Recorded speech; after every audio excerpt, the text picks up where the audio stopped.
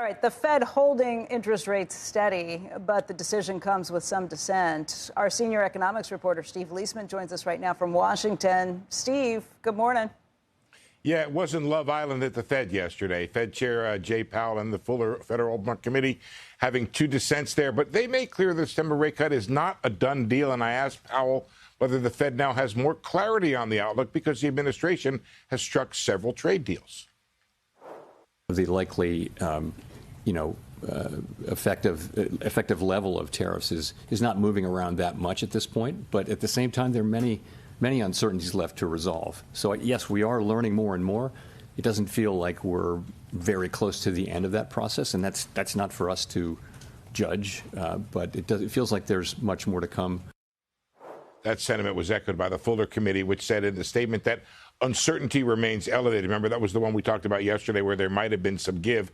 But the result was a fairly sizable move downward in the probabilities of rate cuts this year. September now at 44%. It was 68.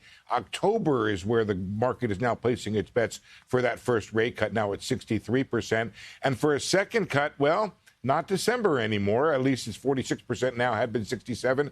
January more likely. So really only one cut fully priced in for this year by the markets. Two governors, Bowman and Waller, did dissent. That's the first time that's happened since 1993. Powell saying he respected the governor's arguments for a quarter-point cut now, but showed no sign of embracing them, at least not now. If the Fed had wanted a signal September rate cut, it knows how to do that. It didn't. At the same time, Powell did keep open the possibility of a cut if the data support it. A lot of data to come between now and that September meeting. We're going to learn more tomorrow about what the Fed is thinking when we speak exclusively with Atlanta Fed President Raphael Bostic.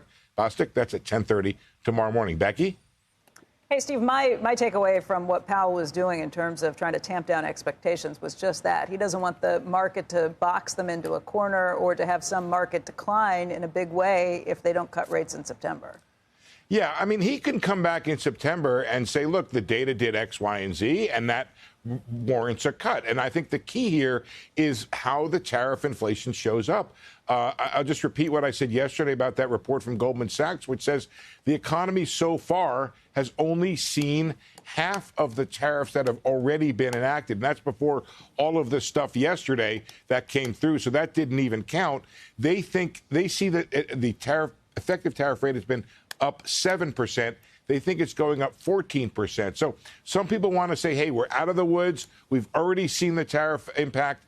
The Goldman report and others I'm reading are saying there's more to come. Whether or not it creates broader inflation, that's not decided yet.